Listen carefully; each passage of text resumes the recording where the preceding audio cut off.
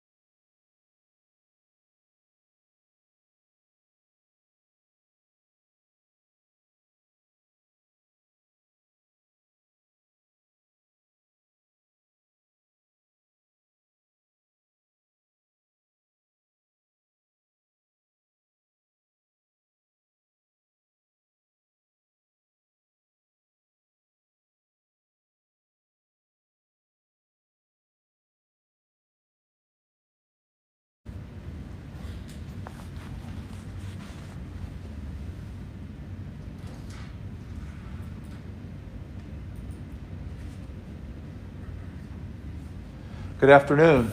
County Executive Rich Fitzgerald here with Dr. Deborah Bogan from the Allegheny County Health Department. I'm going to keep my mask on this week, even though we are very distant, physically and socially distant in the room. I think it's really important right now with the mask order that the governor has put out and Dr. Bogan has affirmed that we have that we do this. So I hope you can hear me as well as you have been in the past. We have some alarming numbers. You've been seeing these if you've been following these this week. Dr. Bogan's going to go into a lot of detail. And my message is going to be, we didn't do very well during late October, particularly around Halloween, with Halloween parties. We have one of our most active social times of the year, the 4 days of Thanksgiving weekend that really begins Wednesday through Thursday, obviously with families coming together. Friday, Saturday, Black Friday, the beginning of hunting season. I mean, all kind of things that occur on a weekend that people look forward to for the entire year. We really need people this year to stay home. We're going to ask that, work with just your household individuals. The good thing, the good news, bad news. The good news is we have really done a good job at work and at school and at the official activities that we go to during the daylight hours, 9 to 5, or even people that work in the evening shift. It's after work and after school where we let our guard down and where these numbers have really escalated to a dangerous level. So we do our job at work, we got to do our job at home and after work as some of the things that we need to do. We're going to ask people to be, again, we're hopefully near the end of, a couple of vaccine trials have shown success that may be moving forward. So we may be within a few months of being able to be on the other side of this, so maybe 5-6 months, whatever it might be. But we really need to continue the level of cooperation and the level of community support that we have seen up till this time, up until really a few weeks ago, to where we are. So we're going to use data. We're going to use our case investigators. We're going to do the things that science and the technology that we have will tell us. And Dr. Bogan will certainly give us great work in those regards. And I want to thank her and her whole team who have just been tremendous throughout this whole thing and have looked at these numbers, are making recommendations to keep us safe. And we just really need all of us to follow their recommendations and do that. And with that, let me turn it over to Dr. Bogan and she can fill us in on where we are right now.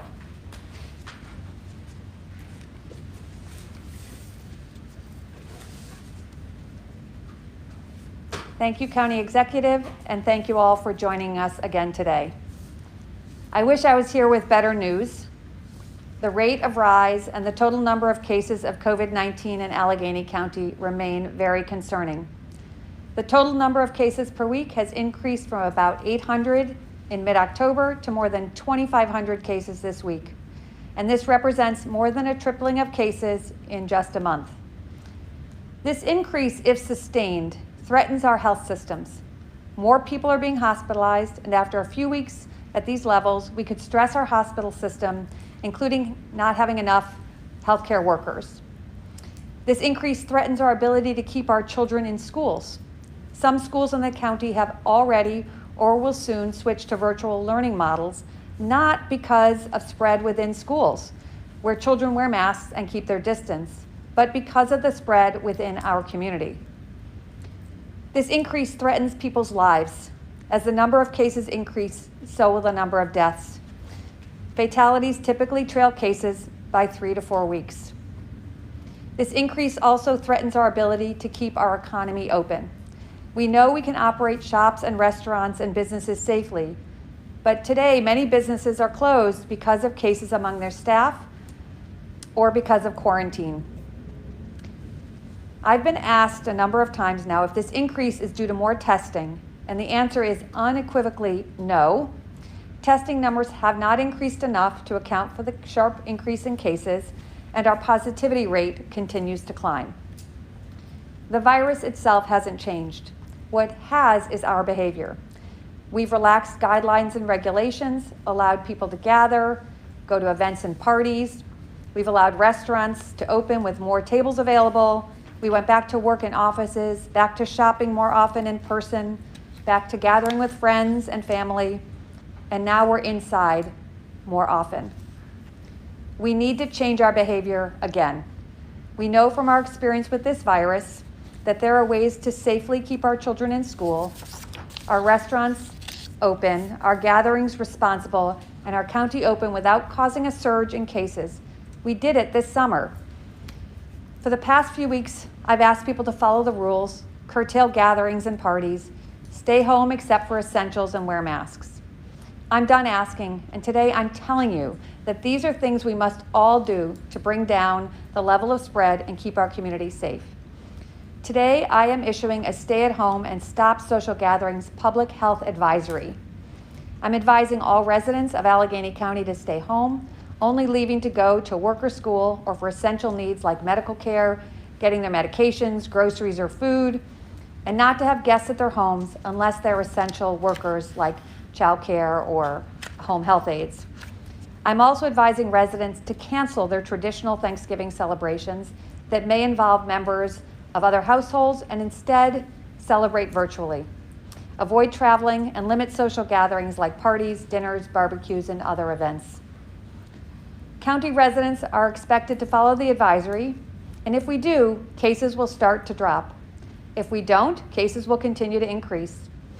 If the spread of COVID-19 in Allegheny County continues, I will have no choice but to enact official public health orders. In addition to this, the health department needs your cooperation with containment. This includes getting tested when you feel sick or you've been told to do so by the health department. Please pick up the phone when the health department calls and answer their questions, and please abide by the isolation and quarantine guidelines. I hope this is a review, but I've been asked repeatedly about isolation, quarantine, and testing, so I want to go through this again today. Isolation is for people who are sick. If you have tested positive or have symptoms, you need to stay away from others, including members of your household, for at least 10 days after your first symptoms, or 1 day after symptoms subside, whichever is longer. If you have no symptoms, you isolate for 10 days from the day you were tested. Quarantine is for people who've been exposed to the virus as a close contact, and a close contact is someone who has been within 6 feet or less for 15 minutes or more with or without a mask. During quarantine, you should avoid contact with people outside your household for 14 days after your exposure, and you should get tested. It is recommended that you wait 3 to 5 days after your exposure to get a test. Why get a test if you're exposed but feel fine? As many as 40% of people with coronavirus don't show any symptoms, and they can spread it unknowingly. And so we need close contacts to be tested so we know if they should be isolated and if their close contacts should be tested. I also need people to follow the public health measures that are out there. In some cases, the spread of the virus is a result of willful disregard for the state public health measures.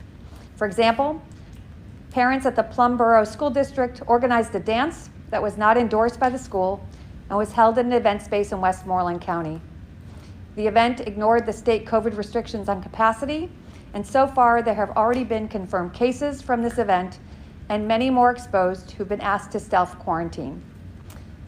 And so far, those who organized the dance, or at least as of this morning, those who've organized the dance have not shared the attendance list with the school or the health department, making our job of contact tracing, one of the few tools we have to keep the virus from spreading, extremely difficult. This level of disregard for public health of our community, frankly, makes me quite angry and is disheartening and truly disappointing. Today, I plan to enact an enhanced face covering order, but Dr. Levine beat me to it, and I'm glad. Allegheny County supports the state's strengthening of the order. Masks must be worn. So we can get through this.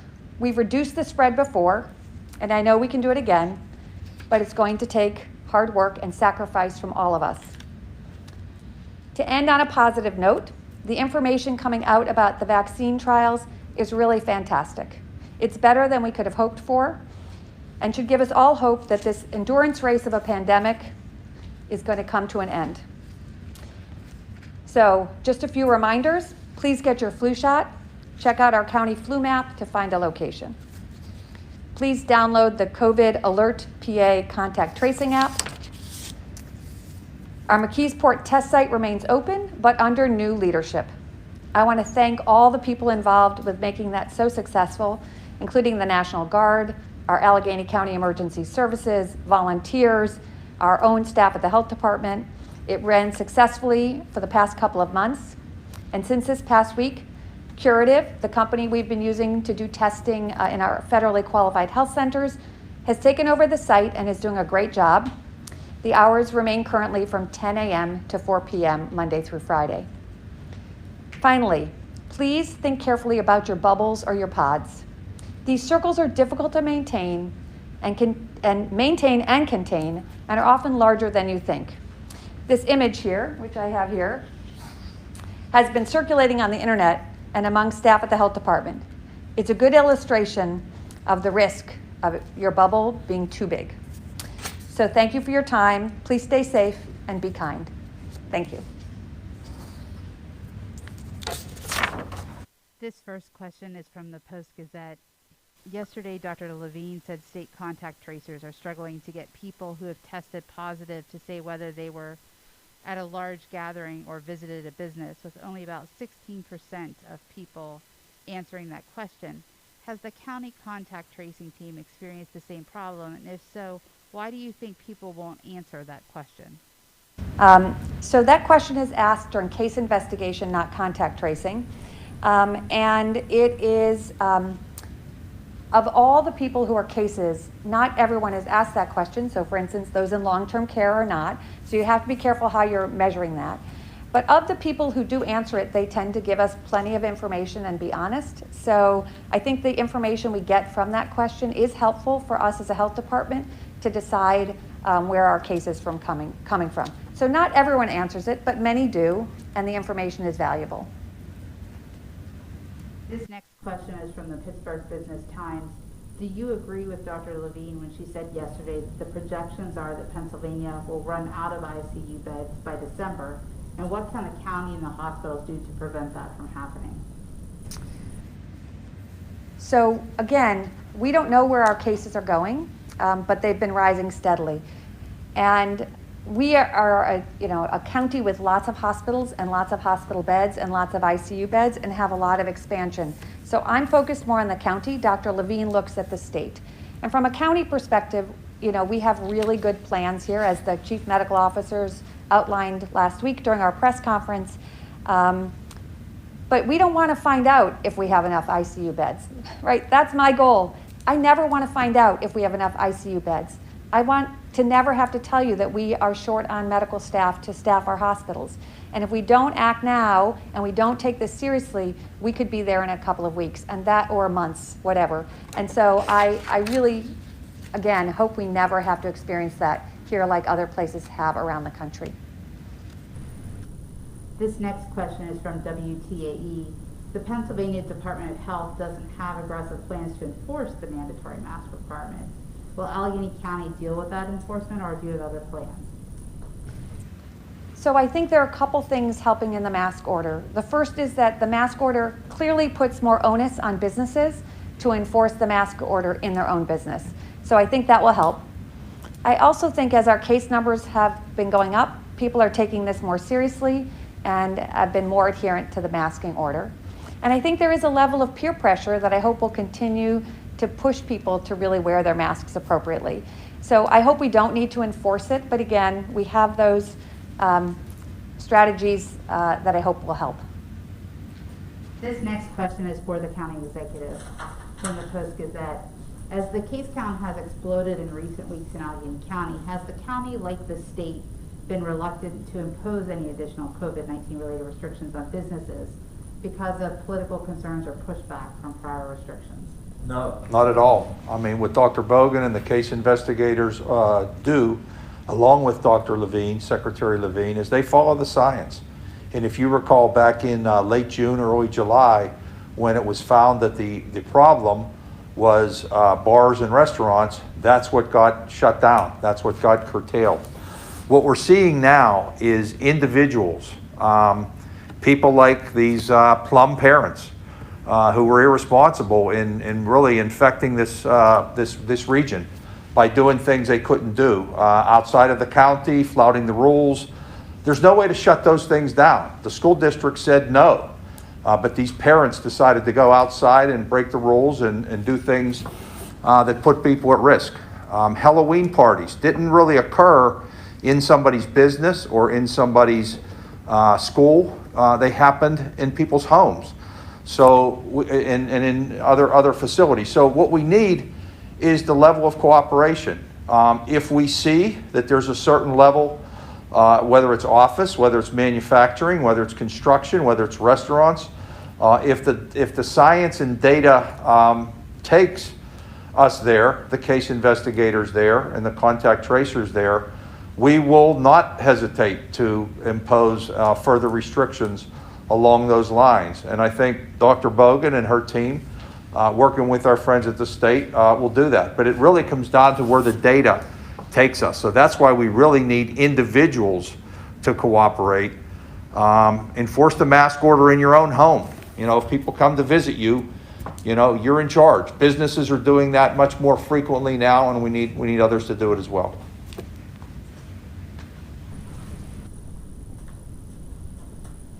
This next question is from WPXI.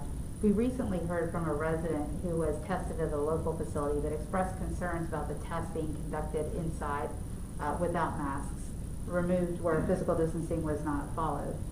Additionally, some of the process required the touching of a lid to place the sample in a box, but it was a lid that everyone was touching.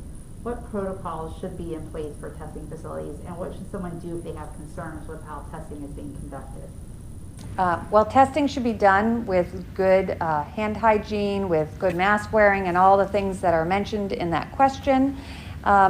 If you do have concerns about how testing is being done, you can call the county call center and leave a message for the health department. Especially helpful if you leave the location of the facility, so we can follow up with a phone call and make sure that facilities are adhering to the best medical practice guidelines there are out there. This next question is from the Pittsburgh Business Times. What is the status of opening alternative care sites such as the convention centers? Was the plan earlier in the spring if a surge had happened then? Is that still a possibility? Again, our county has a large capacity to expand beds within the given facilities. However, we're watching our numbers closely over time, and if there is the need for that, of course, that's an option. But at this point, that is not currently planned in any way. I have a couple related questions from a couple different outlets. You've just announced a health advisory. Could you talk a little bit about what the difference is between a health advisory and a health order? And is there a threshold for implementing new orders specific to the county? So for me, a health advisory is telling the public what I think is really essential for us to do as a community. I put out these, I come every week with our county executive and I plead with people to really make a difference. And this to me is the next level of we really must do this today. And so it's elevating that to the public and giving some very clear recommendations, right? That you need to stay at home unless you have to go out, that you need to avoid unnecessary travel. A health order usually has some enforcement availability with it. And again, I don't want to enforce this. I want people to use their really good personal judgment and make good personal decisions so we never get to the place in our county where we are short on healthcare workers, where we don't have enough beds. We can do this without an order if everybody cooperates and follows those recommendations. So the advisory really is my best public health advice to our community, and I ask you all to follow that as best as you can.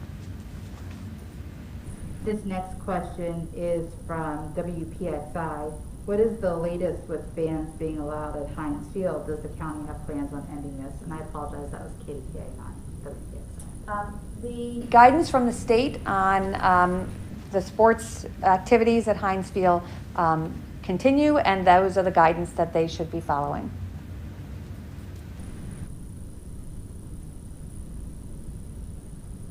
This next question is from WESA. Michael Huff, Pennsylvania's Director of Testing and Contact Tracing, noted today that contact tracers are specifically struggling to get responses and calls back from people ages 18 to 35 when doing a case investigation. Is there similar data to that in Allegheny County? Are there specific populations or age groups that people are having a harder time with? And can you share, or do you know, the overall rate of participation in case investigations in the county? I think the question had both contact tracers and case investigators. So we currently have about 80 plus case investigators, full-time or part-time, working on that. And we reach at least 40% of cases within 72 hours, sometimes more than that. And again, we're using an abbreviated form that I talked about last week that we hope will shorten our time and allow us to reach more people within 72 hours. We have over 60 contact tracers, and we're routinely able to reach well over 70% of those people, often in the 80s and sometimes even in the 90%. It depends on the week. I haven't specifically looked at the age range because, of course, we don't know the details of the people we haven't reached. So it's hard to know, are we reaching who we're not reaching? We only know who we do reach. So it's hard to say that we're having trouble reaching a younger population when we don't have information on those people. I do want, while we're talking about contact tracing and case investigators, I want to make a very, very important point. The health department will never, ever, ever ask anyone for their credit card number or any other financial information. And we have had a number of complaints of people who are claiming to be health department employees calling people and trying to scam them. Please do not fall for that scam. If someone says they're a case investigator or a contact tracer from the health department and they ask for any financial information, hang up the phone and please call your local police. Do not give them information. This final question is from WTAE. How does Allegheny County intend to address the state mandated testing and quarantines for out-of-state visitors? We haven't quite figured all that out yet. There has been a huge increase in demand for testing in our community already. And we are working on trying to expand that capacity, but what I'm hoping is people won't travel, because I just put out that advisory and you're all canceling your travel plans, as I did and many members of our staff have done. And that way we won't have a huge demand for testing if people don't travel. So it's a catch-22 I hope we don't have to deal with. But again, we are trying to expand our testing capacity in the county. And that was the final question. If there's any closing remarks. Thank you, Dr. Bogan, and again, thank you for the work of you and your team, keeping us safe, doing yeoman's work to encourage us, and giving us the good advice that we know what we're going to do and what we need to do. You know, it really is a call to everybody, but particularly our young people. And I know it's hardest maybe on young people to be staying at home and stay distant, but you know, there have been generations before who were asked to do really difficult things. You think about our grandparents' generation in the 40s and the sacrifices that were made for people that went overseas to defend this country and defend democracy. The people at home that sacrificed on rationing and shortages and work hours and all the things that we're doing. We're asking people now to wear their masks and stay distant. That's the ask. And that's a community service. That's a patriotic act that you're doing when you wear your mask. As Steeler fans, we want to show as Steeler Nation that, you know, we can do this. We can meet any challenge, and this is a challenge that we're meeting. So while we're rooting for the Steelers, the 9-0 Steelers, we want to make sure that we stay apart. We don't have Steeler parties with 20 or 30 people crowded into somebody's living room or basement. So we know what we need to do. We just need to do it, hopefully, for just a few more months. Certainly as we head into the winter season, the holiday season, the challenges will be there, but we can do this. I know we can do this. So thank you for your level of cooperation. Let's get through this. Let's get these